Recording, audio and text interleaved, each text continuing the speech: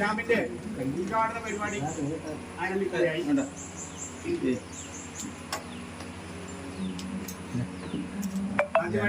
പ്രാർത്ഥന.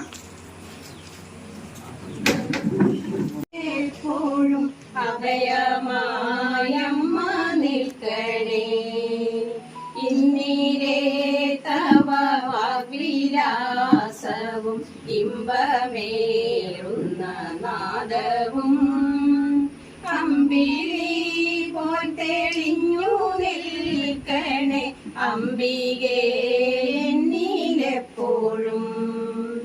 അഖില മാതാവേ അക്ഷരാത്മികെ അകതാരിൽ കൂടിക്കൊള്ളണേ, അഭയമുദ്രയായി അരികെ എപ്പോഴും അഭയമായമ്മ നിൽക്കണേ.